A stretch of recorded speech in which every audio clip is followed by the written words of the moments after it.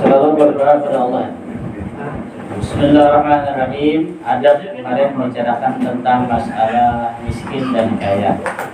Yang ke-10 dan punya adab, selalu berdoa pada Allah dan minta seluruh kebutuhan kita. Yang minta seluruh kebutuhannya, yang berdoa kepada Allah. Jadi kita tetap jangan berkecil hati, maupun yang sugih lebih-lebih yang miskin tetap berserah pada Allah. Berdoa pada Allah Subhanahu wa taala. Karena Allah yang Maha Kaya. Jadi apapun tetap berdoa pada Allah. Kata Allah, kata Rasulullah, "Man lam yas'alillah yaghdab alaih." Barang siapa orang kalian minta pada Allah, yaghdab alaih, mereka akan dibenci oleh Allah. Tahu berdoa, kita bicarakan berdoa. Ada emang kalanya orang itu pada berdoa ada.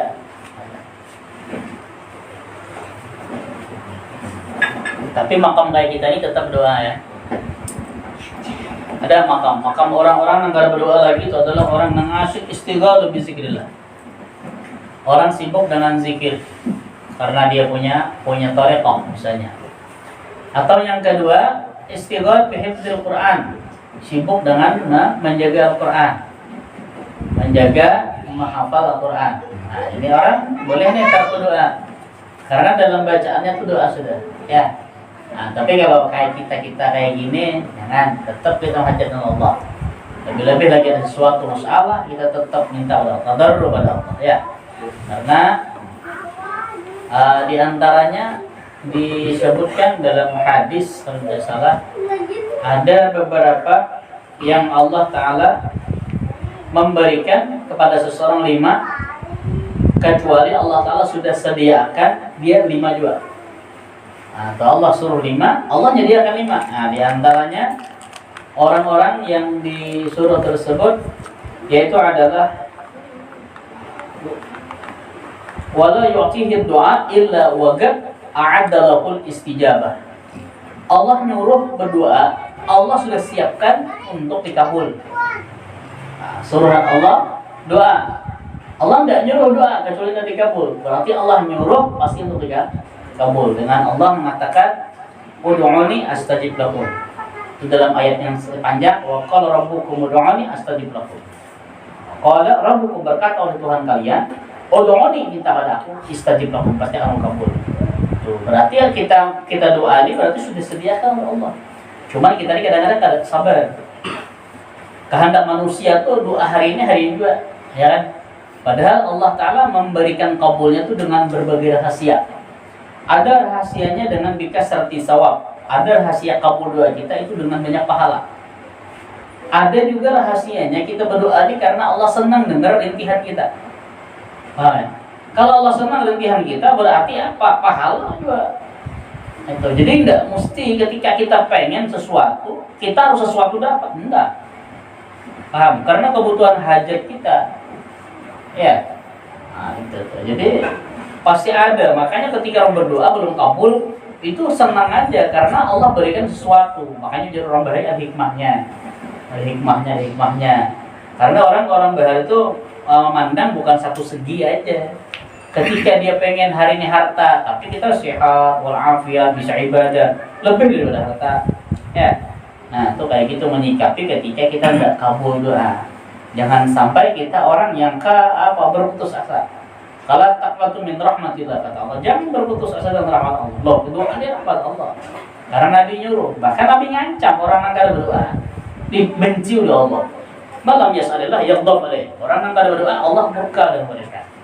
Jadi apapun kita walaupun pandai kita tetap berdoa. Walaupun sudah tahu kita tetap berdoa. Itu doa jangan sampai ditinggal. Kemudian 11, jika datang pemberian dari seorang tanpa permintaan dari dirinya, maka dianjurkan untuk diterima.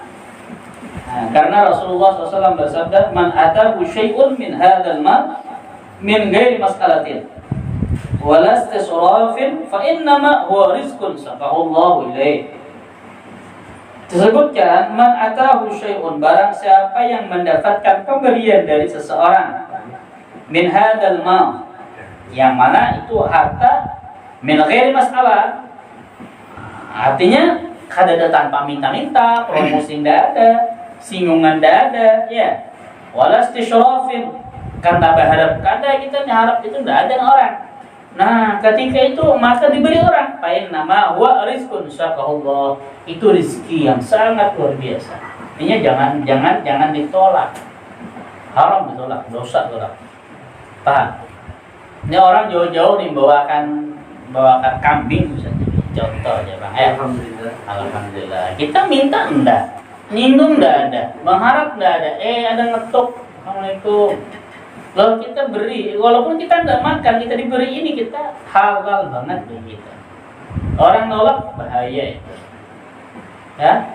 Nah, ini adab akhlaknya ini perlu diperhatikan. Walaupun kita bisa dan kita alergi dengan kambing, kita tetap kita terima. Ini salah satu idkhalus surur. Ini salah satu akhlak memasukkan hati senang orang.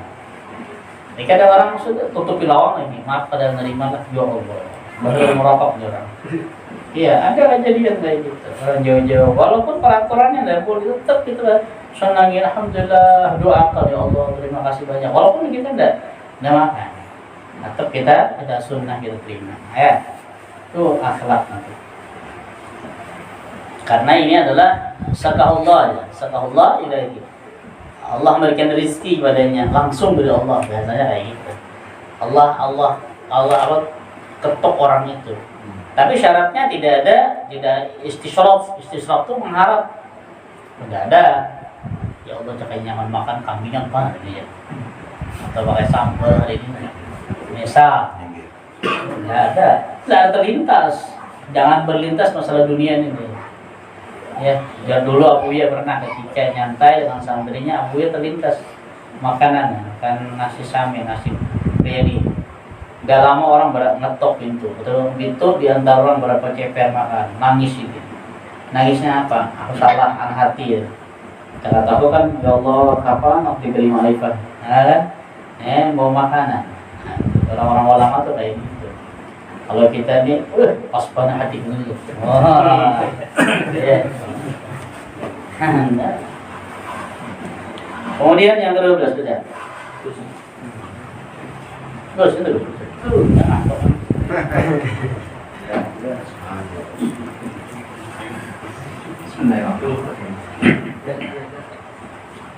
Yang nomor 12, orang miskin tidak boleh menerima pemberian dari seseorang jika ia mengetahui bahwa orang yang memberinya atas dasar rasa malu, dan haram hukumnya jika tetap diterima. Berdasarkan hadis dalam kitab Qala'id al-Qara'id dijelaskan, man talaba min ghairihi bainan nas wa kana la yu'tihi law talabahu munfaridan fa'aqtahu hayaan lam yahil wa lam yamlikuhu batinan. Man talaba min ghairi, barang siapa yang menerima sesuatu min ghairi bainan nas, dari orang lain, di hadapan orang lain, memberinya di hadapan. Kalau artinya apa? Orang ini memberi supaya dilihat bahasanya. Malu ya dunia kalau memberi ya. Ketika hendak memberi, orang ada orangnya kayak aja dulu. Ada orang baru, orang banyak aja baru. Kenapa? Karena kalau udah ngasih mau dia, orang sugih. Nah, dia lihat tuh apa terus.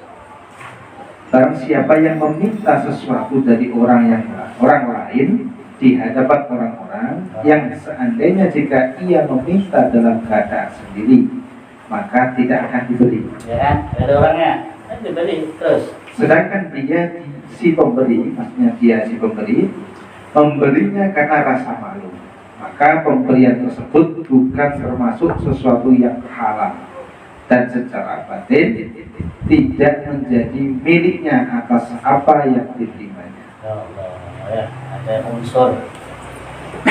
Terus Nomor 13, memperbanyak membaca sholawat berikut ini di waktu pagi dan malam sebanyak 100 kali. Nah, di antara keistimewaan ini sholawat, ini adalah salah satu mempermudah segala urusan kita. Nah, dan juga menghilangkan kemalasan kita daripada keduanya. Dan juga membuka hati kita, membuka hati. Nah, kemudian mengayahkan kita.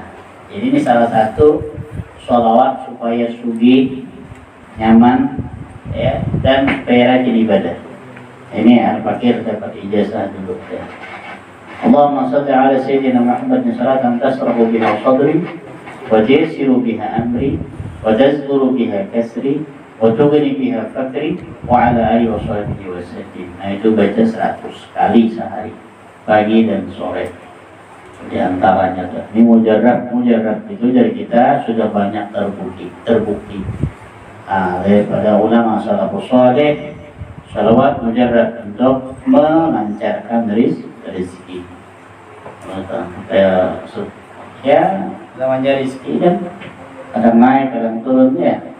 Tapi rezeki ada yang supaya kita naik terus, rezeki iman, ya itu diantara. Mudah-mudahan dalam baca ini naik terus iman kita. Terus. Nomor 14, membaca doa karya Syekh Abdul Qadir Al-Jilani radhiyallahu anhu setiap harinya sebanyak 25 kali. Wahab li ya wahabu ilman wa hikmatan wa rizqi ya razzaqu kulli musahila.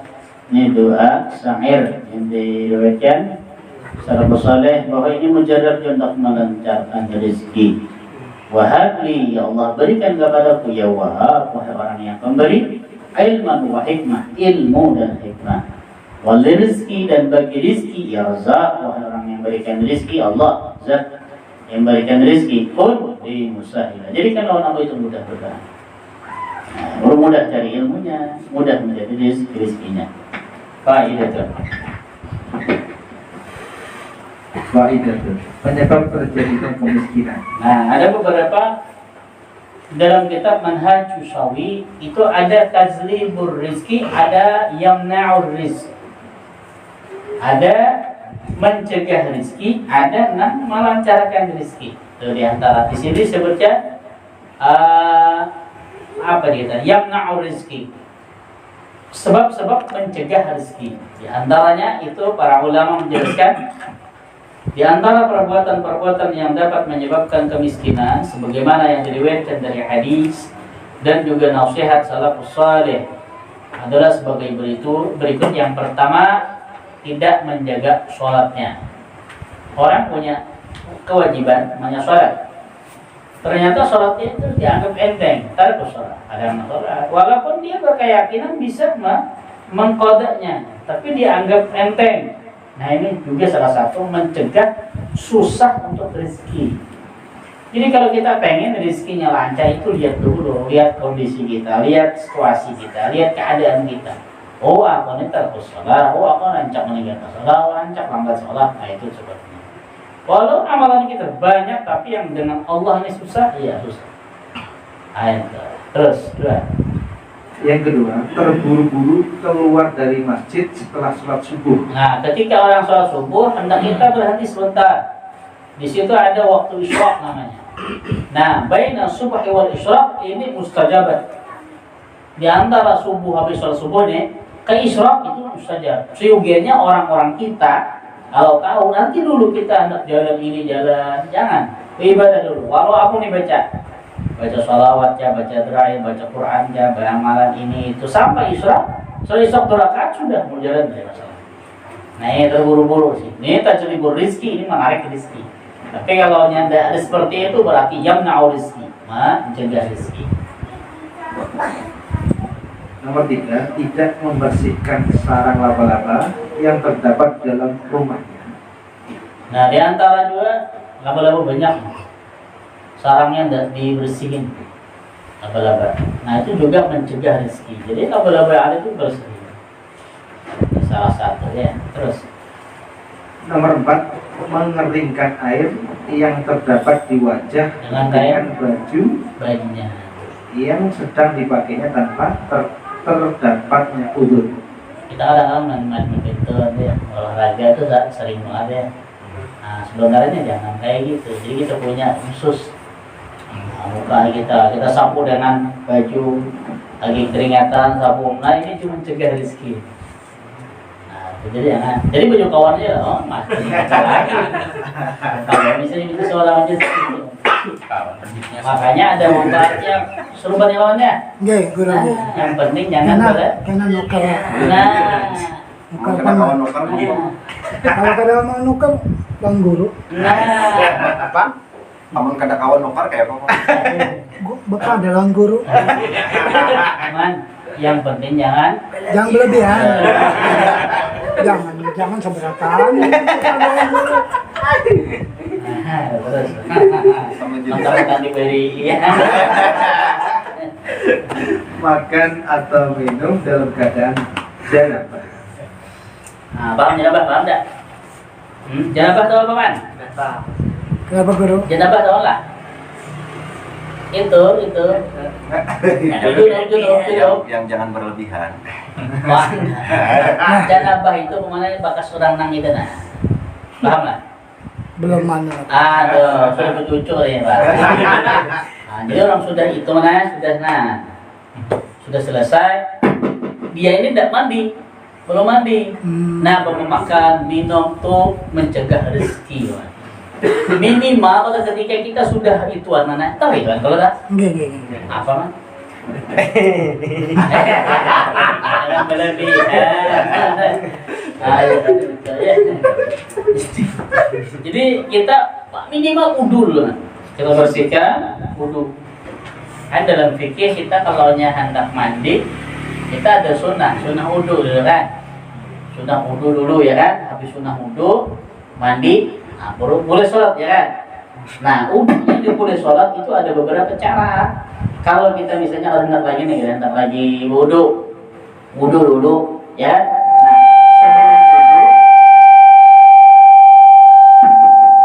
Sebelum wudu kita cuci dulu kemaluan kita. Kita bersihkan kemaluan dengan niat raf'ul hadasil akbar. Jadi kita cuci kemaluan mana? Itu niat kita mencuci ini adalah mengangkat hadas besar. Paham?